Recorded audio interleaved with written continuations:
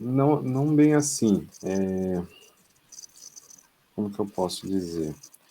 A gente vai tratar, né, o indivíduo, vai reidratar ele, que é o principal, né?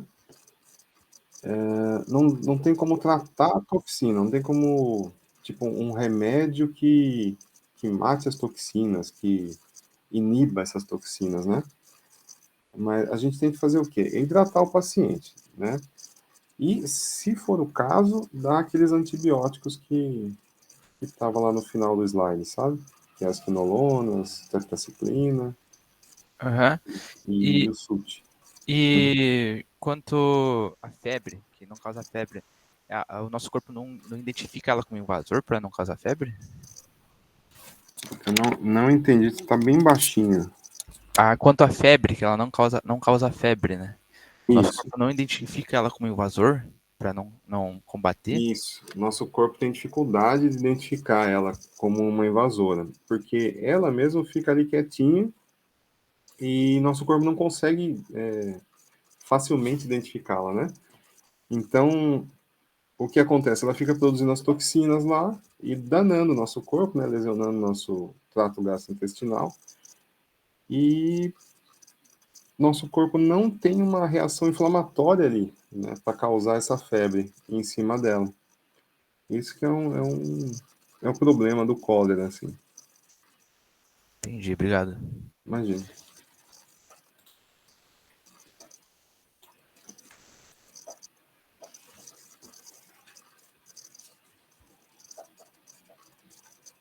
Então, se alguém tiver mais alguma dúvida, quiser perguntar, fica à vontade. Da primeira matéria também, da Pseudomonas, né? Os bacilos não fermentadores.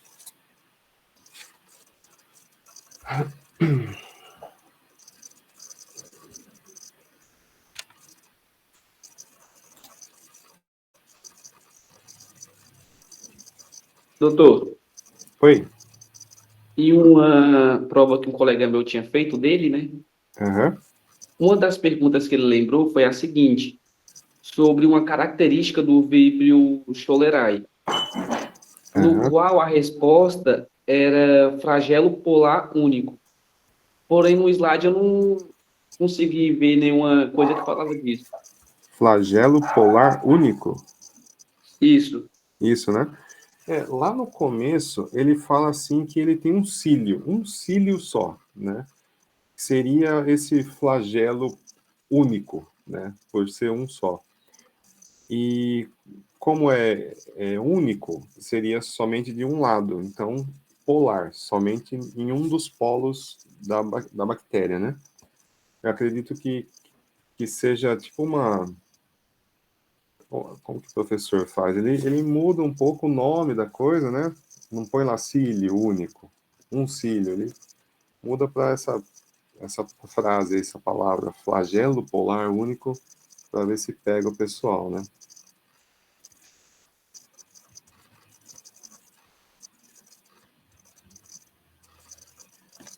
Eu acho que é isso.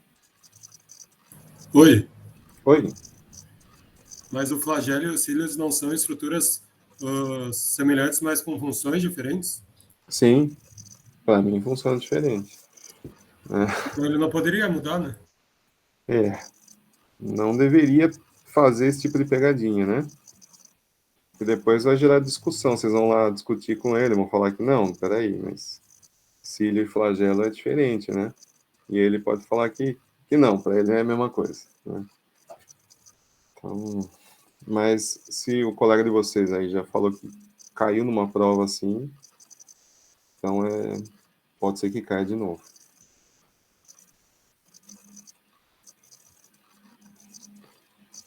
Bom, acho que todo mundo já entrou, né? De novo. Vamos continuar?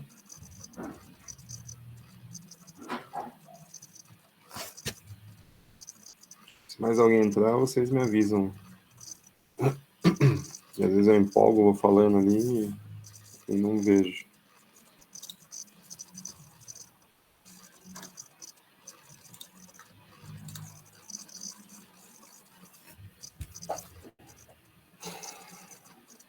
Vamos falar agora sobre Helicobacter pylori, ou Helicobacter pylori, como preferirem.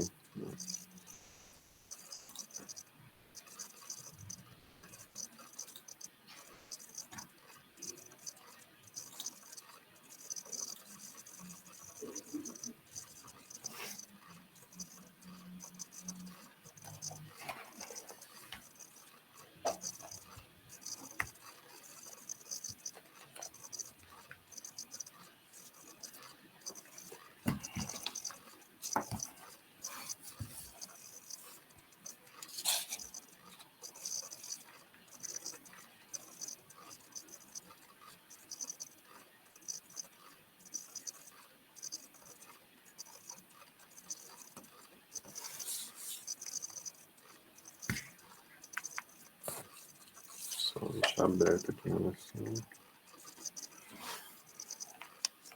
Deixar aberto o WhatsApp aqui, daí qualquer coisa vocês me mandam nesse grupo do repasso, daí eu consigo ver para adicionar alguém. Vamos lá. Helicobacter, gênero Helicobacter, né? A gente vai ver o Helicobacter pylori. Aqui também tem aquela questão, né? Assim como os vibriões, são chamados vibriões, aqui estão falando que é um bacilo gram-negativo. Às vezes a gente não chama de bacilo gram-negativo, porque ele tem uma forma de bastonete, né? Mas ele tem essa forma em vírgula também, né? Em coma, que fala no espanhol. São bem pequenos, então algumas literaturas consideram, outras não, como um bacilo gram-negativo, tá? Em forma de vírgula, em forma de coma.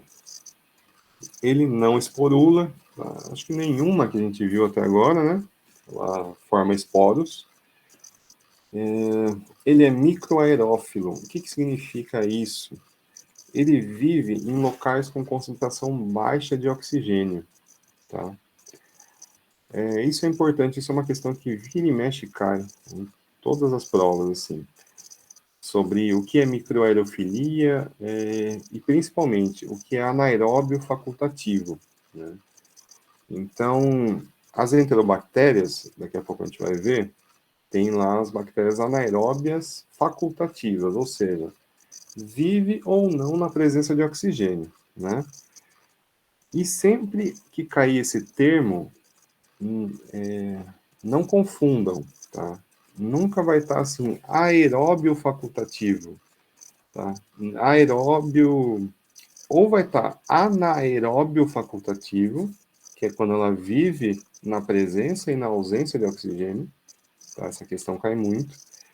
Ou ela é aeróbia estrita, né? Ela só vive na presença de oxigênio, ou ela é anaeróbia estrita, tá? Então, falamos de 4 tipos aqui: aeróbio estrito, anaeróbio estrito, anaeróbio facultativo, que é os dois, e microaerofilia, que é pequenas quantidades de oxigênio, que é o caso do Helicobacter pylori, que ele vive aonde? Ele vive normalmente no estômago ou no duodeno, tá? Que é a primeira porção do intestino delgado. Logo depois do estômago, vocês viram a anatomia, tem o duodeno, né? Mas qual que é a diferença entre o estômago e o duodeno? Principal, né? É o pH, né? O estômago é um pH muito ácido. E o duodeno é um pH básico, né? Um pH alcalino, que é o ideal para essa bactéria sobreviver. Ela gosta de um pH alcalino. Mas a gente vai ver aqui mais para frente que ela consegue produzir algumas substâncias ali, ou inativar algumas substâncias do nosso corpo, para que o pH fique alcalino ali dentro do estômago, né? Ela consegue se envolver num muco ali, num microfilme, né? E consegue poder parasitar ali o estômago, né? Infectar ali o estômago. E já no duodeno ela não precisa nem de muita coisa, ela já está no pH que ela gosta, então ela consegue sobreviver tranquilo ali e causar, normalmente ela ajuda a causar úlceras, né? E a gente vai encontrar esses helicobacters dentro de úlceras, né? tanto no estômago quanto no duodeno, principalmente no duodeno, que é as chamadas úlceras pépticas, né? Mas vamos por partes. Então, ela tem uma produção elevada de ureasa, né? O que faz essa ureasa?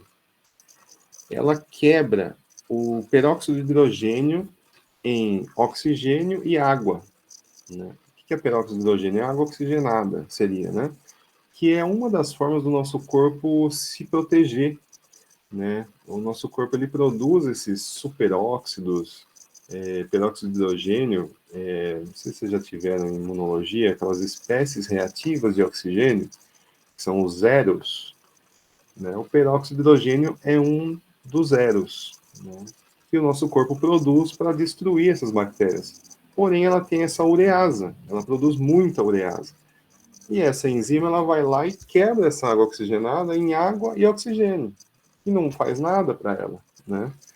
Então ela consegue ali sobreviver a um mecanismo, um fator de virulência importante dela que torna ela capaz de sobreviver ali naquele meio, né? Porque é um meio totalmente hostil, né? O estômago, imagina, é totalmente ácido, né? É completamente difícil de viver ali. Então é uma das poucas que consegue sobreviver e ficar ali, né? Infectando ali. Ela é móvel também, flagelo lofotrófico. Vocês já viram isso daí, né? Lá no comecinho da micro. O que é um lofotrófico? É como se tivesse um tufo ali de flagelos de um lado só da bactéria, né? E é o agente etiológico da gastrite, úlcera e adenocarcinoma gástrico. Então,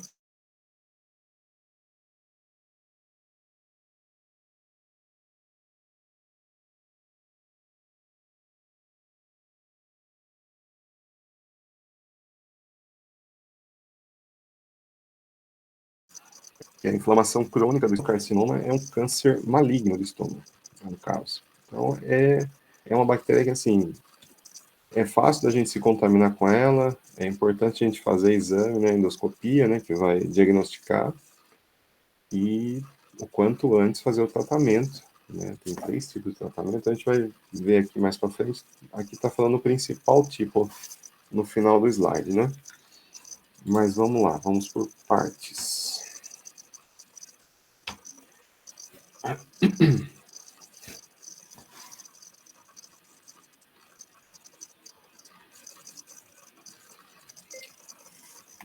Então, Helicobacter pylori, um gram-negativo, espiralado, microaerófilo, coloniza o estômago humano.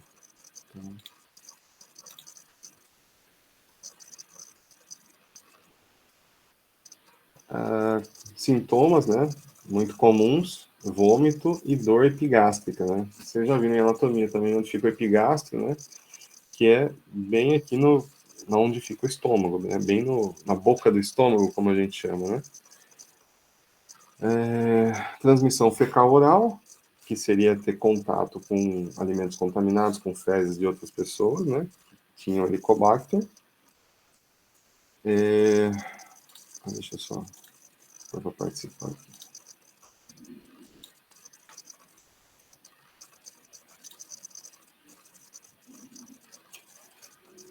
Gastro-oral seria o quê? Seria a pessoa se contaminar por alguma coisa que vem do estômago, né, da pessoa. No caso, o Helicobacter pylori, desculpa. A gente não usa muito esse termo, né, gastro-oral, usa mais fecal-oral. Ou oral, seria pelo beijo, né? Às vezes pode ter Helicobacter na nossa boca, ali quando a gente toma alguma água contaminada, alguma coisa, e pode transmitir pelo beijo também, né? Água que não é filtrada adequadamente, por exemplo, né? Às vezes tomou ali uma água, deu um beijo ali na companheira e já se contaminou.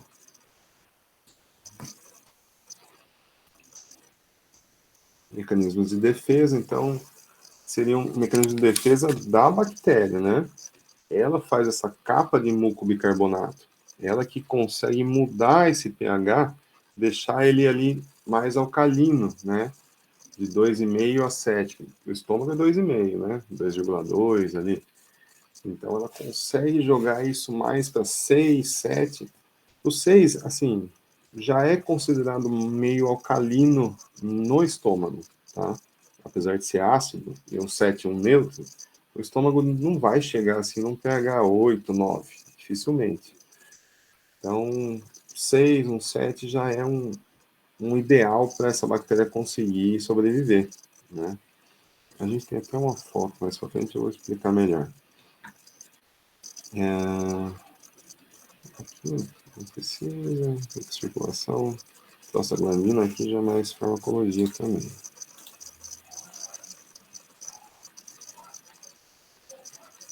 Aqui nessa foto aqui, ó,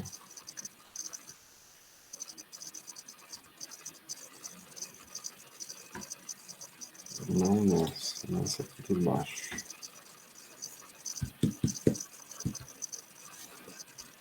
Aqui. Essa faixa amarela, ó, seria o muco, né, o biofilme que essa bactéria consegue ali deixar alcalino. Aqui em cima, o lúmen do estômago, a luz do estômago, né, tá todo ácido. Então a bactéria ela consegue deixar esse muco alcalino para ela conseguir se aderir nas células do estômago. Ela tem algumas fotos aqui que eu vou mostrar de um outro slide. Tem um outro material que eu vou mandar para vocês também, de anatomia patológica, que mostra bem claramente como que fica o Helicobacter aderido nas células do estômago, como que ele produz ali a infecção dele, né? Então, aqui tem uma foto de úlcera gástrica, né, e úlcera duodenal.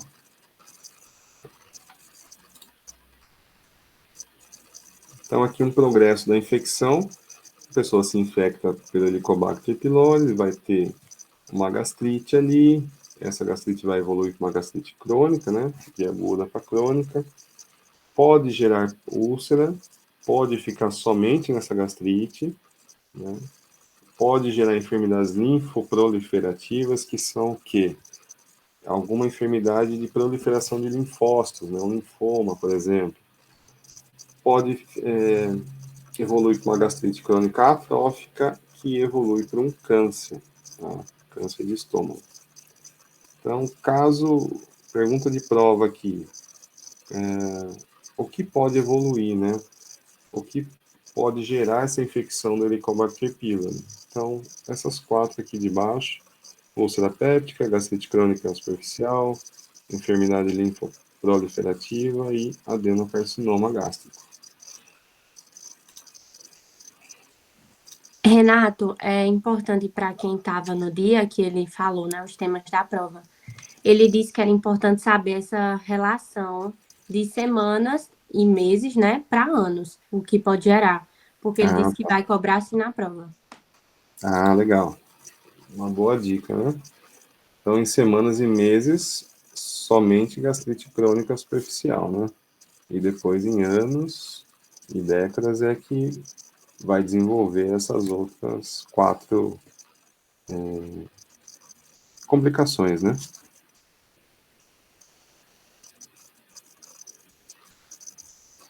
Então, aqui é uma tríada, né, de fatores que podem ajudar a essa infecção pelo H. pylori, né?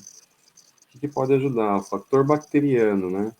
O genótipo, dose infectante, microbiota gástrica acompanhante. O que significa isso? Tem algumas pessoas que têm um genótipo, isso geneticamente, né? Tem ali um gene, acho que é Lewis B, se eu não me engano, que as células do estômago dele expressam esse genótipo e aí torna mais suscetível à infecção do H. pylori. As outras pessoas que expressam um outro genótipo, né, o Lewis A, eles já não têm tanta facilidade de ter H. pylori. Aí, mais um fator genético, né? Acredito que ele não vai cobrar isso, né? Ele já foge um pouco do tema. Mas dose infectante, então a quantidade de H. pylori ingerido, né? A microbiota gástrica, como que está ali aquela microbiota? Ela tá bem, ela está com algum dano, ela está íntegra, né? Isso é importante. Fator ambiental, saneamento básico, água potável, né? Então, ele também ele fica nas águas, né? Essa bactéria normalmente, água contaminando águas, pode ser água potável ou não. E aí a gente acaba infectando ao ingerir essa água sem filtrar, sem ferver, né? Aqui embaixo, né? Tava vendo falando do Lewis B, né? Não tinha nem visto que estava aqui. E outros fatores do hospedeiro, também a idade. Normalmente, acomete pessoas um pouco adultas, né? Não crianças, normalmente, que tem um hábito ruim, né? Normalmente, tabaco, ingestão de álcool crônica, né? Dieta rica em sais, proteínas, né? Gorduras também. Enfim, tem que se alimentar bem, né? Evitar cigarro, evitar álcool, né, em excesso, que são fatores que ajudam a essa bactéria, ajudam a ela fazer os fatores de virulência dela, produzir os fatores de virulência para conseguir se adaptar ali no estômago.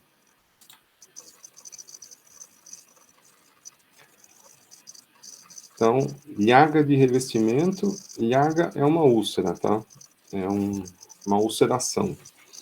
Pode acontecer no estômago e no duodeno.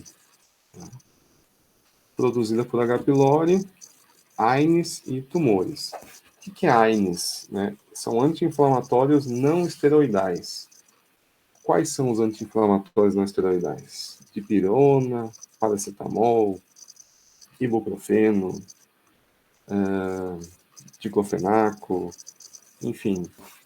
São aqueles medicamentos que quase todo mundo usa, né? Que ali minimamente causam algumas lesões no estômago, né? Aspirina causa muita lesão no estômago, né?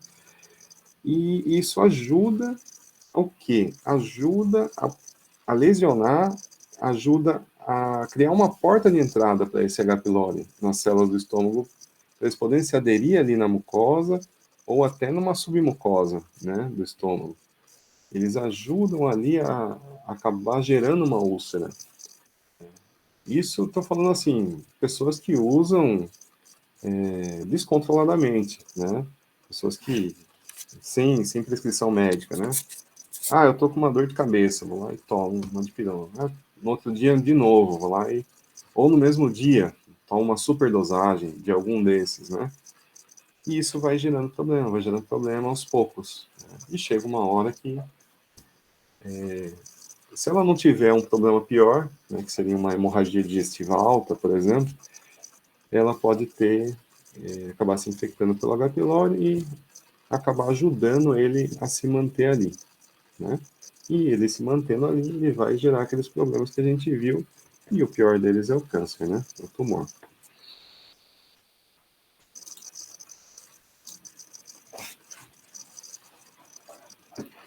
Então, os mecanismos de lesão para produzir uma úlcera, né? Então, medicamentos anti-inflamatórios, tanto por via oral como por outra via, né, via endovenosa, por exemplo, eles chegam na mucosa gástrica, é isso aí que eu acabei de falar, né? E produz ali a perda do recobrimento, né, da mucosa, ou até algum dano na mucosa mesmo, que pode fazer esse Helicobacter infectar ali, ou até uma submucosa.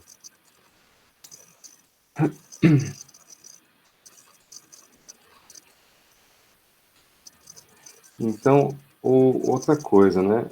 O que ele faz com essa urease, né? Essa urease, ela faz aumentar a quantidade de amônia e bicarbonato ali no estômago. Essa urease que ele produz é uma enzima, né?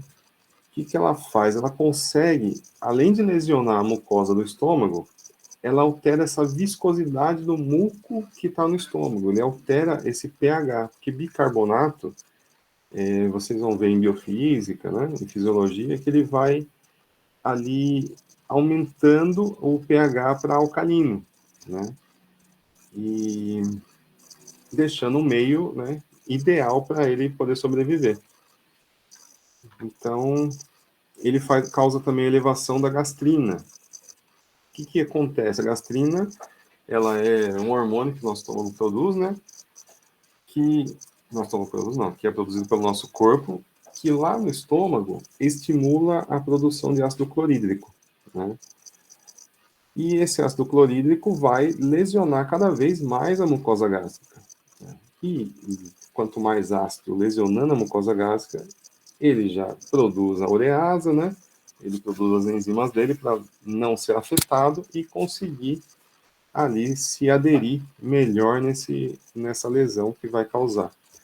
Então, esses dois mecanismos, produção de urease, produção de elevar a produção no nosso corpo de gastrina, né? Isso vai, de duas formas, deixar o ambiente ideal para ele ali.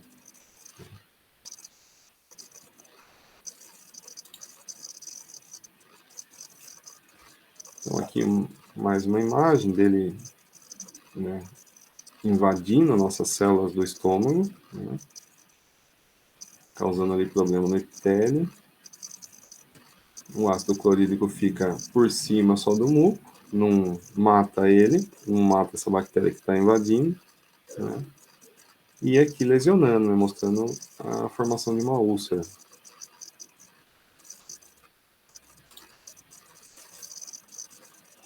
Então, outros fatores de virulência também, que a gente pode citar, né, caso pergunte, quais são os fatores de virulência, né? Tem também as adesinas e as toxinas, né? Ele também produz toxinas, endotoxinas ali, e ajudam nessa destruição da mucosa, e adesinas para poder se aderir à célula do estômago, né? As células da parede, as células parietais ali do estômago. Bom, sintomas de úlcera péptica, dor no epigastro, que a gente já falou, aparece normalmente 30 a 60 minutos depois de comer, porque é quando o nosso estômago já vai estar produzindo mais ácido clorídrico, né, para digerir ali os alimentos, e aí vai começar a maior dor ali, né. Dor de aparição noturna, quando o estômago está vazio, então essa é uma característica também. Estômago vazio, vai estar com ácido ali, e a bactéria ali ocasionando problema, e vai aumentar ali a quantidade de ácido e vai lesionar nosso estômago. Períodos de dor de semanas com períodos livres de sintomas. Então, outra característica da úlcera é fica um tempo com dor, né, cheio de sintoma, fica um outro período sem dor, sem sintoma. Dor pressionando o epigastro, uma perda de peso e apetite sem explicação. Então, uma pessoa sedentária, por exemplo, de repente está perdendo peso, não está com fome mais, né? Milagre? Não, não é. Alguma coisa está acontecendo, né? Distensão do abdômen, o abdômen distendido, eructos, que são arrotos, né? Muito arroto, muita náusea e vômito. Então, fora isso, tem também piroses, né? Que chama piroses é queimação do estômago.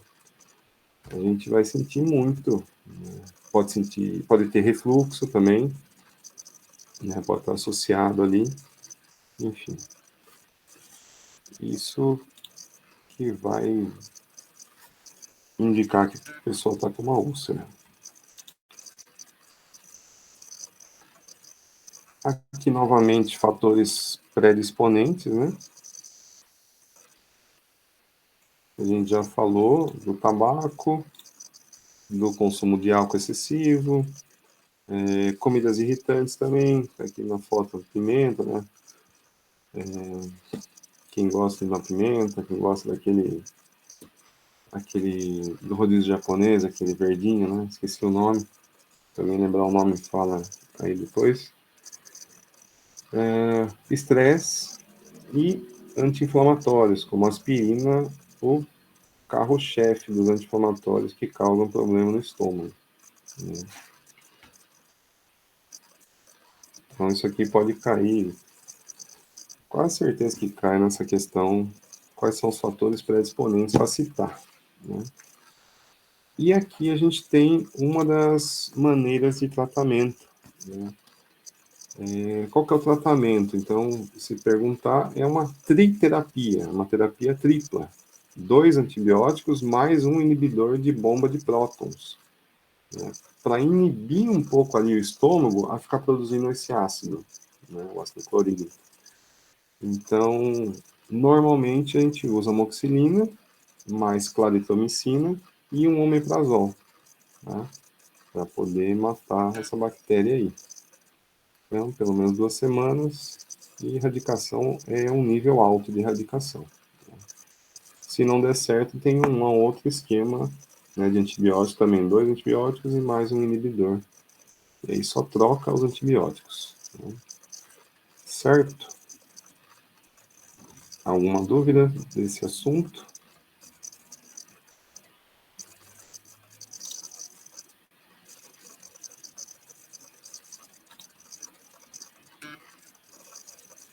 Beleza.